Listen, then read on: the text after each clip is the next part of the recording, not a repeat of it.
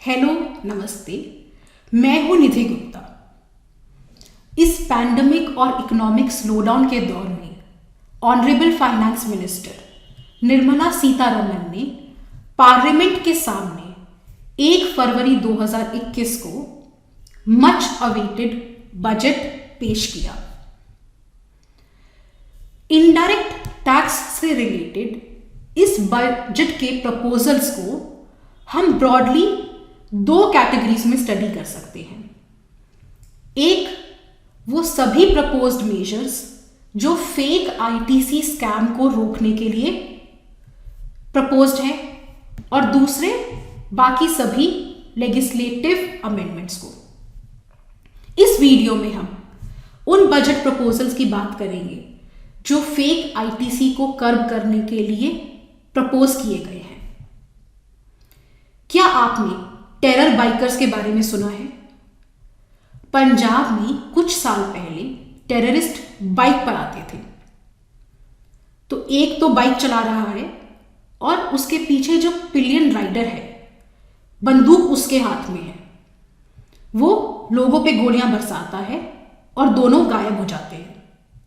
पंजाब सरकार ने इससे परेशान आकर और इन टेररिस्ट अटैक्स को रोकने के लिए पंजाब में पिलियन राइडिंग ही बंद कर दी। यहां जब फेक आईटीसी की बात हो रही है, उसे रोकने के लिए मुझे सरकार की स्ट्रैटेजी कुछ वैसी ही नजर आती है। आपको fake input tax credit availment को रोकना है। उसके लिए सरकार के मेजर्स ऐसे हैं जहां वो जीएसटी की आत्मा, जिसके लिए जीएसटी लाया गया, फ्री फ्लो ऑफ क्रेडिट, उसे ही खत्म करती नजर आ रही है। 1 बाय 1 देखते हैं ऐसे क्या मेजर्स प्रपोज किए हैं सरकार ने इस बजट में।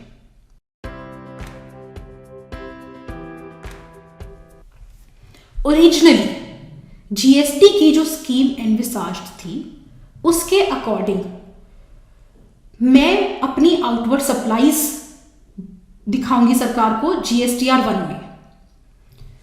मेरे सप्लायर्स अपनी जीएसटीआर 1 भरेंगे जो रिफ्लेक्ट होगी एज माय इनवर्ड सप्लाईज, और उन दोनों की मैचिंग से मेरी नेट टैक्स लायबिलिटी जीएसटीआर 3 में ऑटो पॉपुलेट हो जाएगी।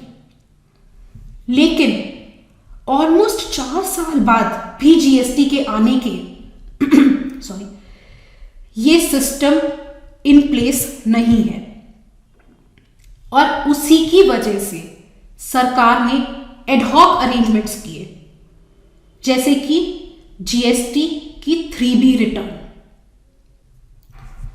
सबसे पहले जब आप अपनी जीएसटीआर 3B फाइल करते हो तो वो आपके इनवर्ड सप्लाई से लिंक नहीं है, और उसका फायदा उठाते हैं कुछ फ्रॉडस्टर्स।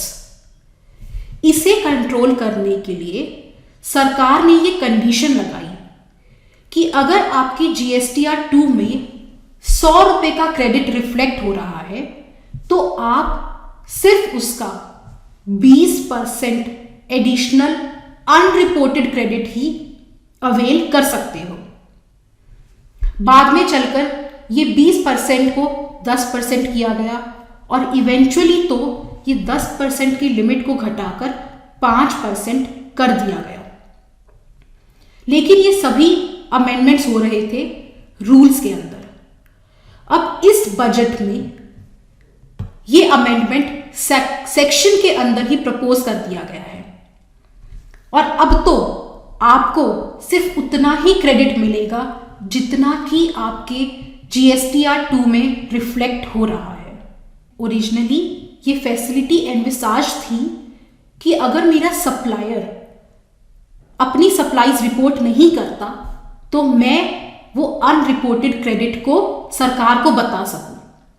लेकिन आज तक ऐसा कोई सिस्टम पिक्चर में नहीं है जहां मैं सरकार को उस अनरिपोर्टेड क्रेडिट के बारे में बता सकूं, और ऐसी सिचुएशन में सरकार इस अमेंडमेंट के साथ आई है।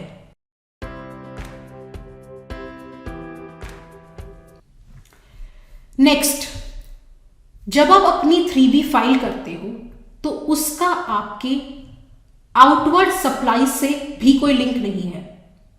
तो लोग क्या करते हैं कि अपनी आउटवर्ड सप्लाईज तो दिखा देते हैं लेकिन अपनी 3B भरते हुए टैक्स लायबिलिटी शो नहीं करते, अंडर रिपोर्ट करते हैं। तो इस बजट में ये प्रपोज्ड है कि अब आपके जो आउटवर्ड सप्लाईज आपने GSTR 1 में दिखाई है उन्हें सेल्फ असेस्ड टैक्स मान लिया जाएगा और उन पर टैक्स लायबिलिटी क्रिएट हो जाएगी। फिर चाहे 3B में वो अंडर रिपोर्टेड हो या 3B फाइल ही नहीं हो। लेकिन ये हो क्यों रहा है? 4 साल बाद भी GSTN नेटवर्क फंक्शन नहीं कर रहा। अगर वो फंक्शन करता तो ये आपको स्टॉप गैप अरेंजमेंट्स नहीं करने पड़ते और ये फ्रॉड ऐसे ना चलता। तो एक तरफ तो हम सुपर पावर बनने की बात कर रहे हैं और एक तरफ हम फुल्ली फंक्शनल GSTN नेटवर्क को भी पिक्चर में नहीं ला सके। It's very sad.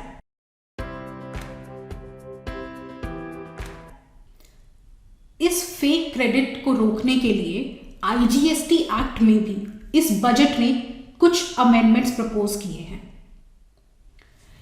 एक एक्सपोर्टर के पास ऑप्शन होता है कि या तो वो अंडर बॉन्ड एक्सपोर्ट कर दे या ड्यूटी पे कर एक्सपोर्ट कर दे।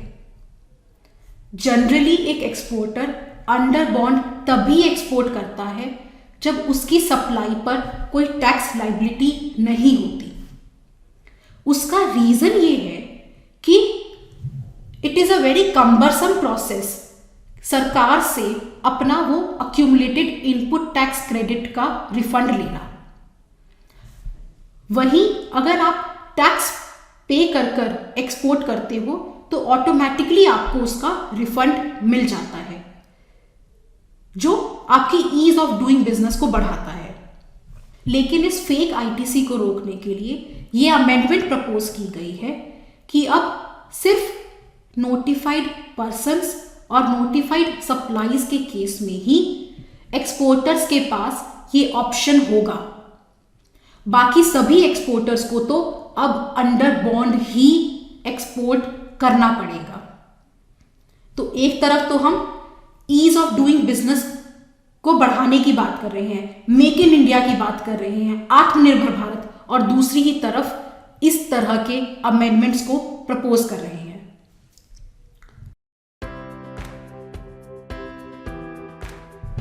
ये फेक क्रेडिट को रोकने के लिए जो प्रपोज्ड मेजर्स है, अमेंडमेंट्स है, वो सिर्फ CGST एक्ट और IGST एक्ट के लिए ही नहीं है। कुछ अमेंडमेंट्स कस्टम्स एक्ट में भी प्रपोज किए गए हैं। अगर किसी गुड्स पर रॉन्गफुली ITC अवेल किया गया है तो उन गुड्स को अगर एक्सपोर्ट करने का अटेम्प्ट किया जाता है तो वो सेक्शन 113 ऑफ कस्टम्स एक्ट के अंदर लाइबल फॉर कॉन्फिस्केशन है।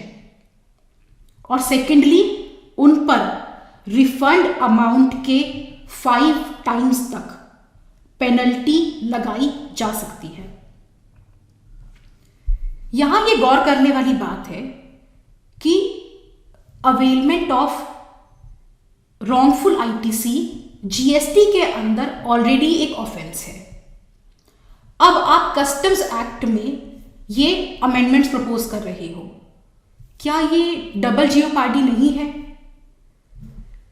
ये amendments article 20 of Indian constitution की स्क्रूटनी को सस्टेन कर पाएगा कि नहीं, ये देखने वाली बात होगी। Lastly, before I and this video, क्योंकि हम फेक इनपुट टैक्स क्रेडिट और उसे रोकने के मेजर्स जो सरकार ले रही है उनकी बात कर रहे हैं, तो मैं इसमें rule 86 that much controversial rule, उस पर एक बात कहना चाहूंगी। उस रूल के अकॉर्डिंग आपको अपनी टैक्स लायबिलिटी का 1% कैश में जमा करवाना है। मैं मानती हूं उसमें बहुत सारे एक्सक्लूजन्स हैं, लेकिन क्या हमारा जीएसटीएन नेटवर्क इतना सक्षम है कि वो उन एक्सक्लूजन्स को आइडेंटिफाई कर सके और बोनाफाइड टैक्स पेयर्स इस रूल से अपने आप को बचा सके? फॉर एग्जाम्पल, एक कंपनी का डायरेक्टर या पार्टनरशिप फर्म के किसी पार्टनर ने पिछले 2 साल में 1 लाख से ज्यादा का इनकम टैक्स दिया है या नहीं, ये जीएसटीएन नेटवर्क आइडेंटिफाई नहीं कर सकता। तो ऐसे केस में सब कुछ मैन्युअली करना पड़ेगा।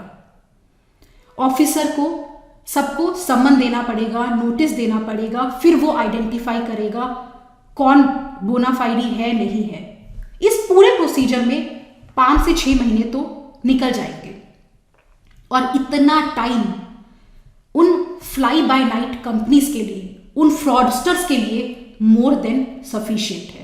और जो तकलीफ उठानी पड़ेगी वो सिर्फ बोनाफाइडी टैक्स पेयर्स को ही। तो लास्ट में मैं यही कहना चाहूंगी कि ये जो फेक इनपुट टैक्स क्रेडिट का सिलसिला शुरू हुआ, उसके पीछे 2 प्राइमरी रीजंस हैं। पहला, आपके जीएसटीएन नेटवर्क की इनएफिशिएंसी, और दूसरा, आपने रजिस्ट्रेशन को एक ईमेल अकाउंट बनाने जितना सिंप्लीफाई कर दिया। मैं मानती हूं इस फेक इनपुट टैक्स क्रेडिट को रोकना बहुत जरूरी है, लेकिन सिर्फ ऐसे अमेंडमेंट्स लाकर जो फ्री फ्लो ऑफ क्रेडिट को रोकते हैं, ऐसा करना ठीक नहीं है। आप अपने सिस्टम पे वर्क करें, उसे एफिशिएंट बनाएं, और जो पहले रजिस्ट्रेशन को इतना सिंप्लीफाई कर दिया, ये सब गलतियां हुई, उन्हें ठीक करें, जिससे कि बोनाफाइडी टैक्स पेयर्स को तकलीफ ना हो, ease of doing business country में बना रहे, और आपका जो आत्मनिर्भर भारत का सपना है वो सपना ना रहे। इस बजट के बाकी जो प्रपोज्ड अमेंडमेंट्स हैं इनडायरेक्ट टैक्स से रिलेटेड, वो हम नेक्स्ट वीडियो में कवर करेंगे। आई होप ये वीडियो आपको पसंद आया हो। I see you in the next video. Bye bye, have a good day.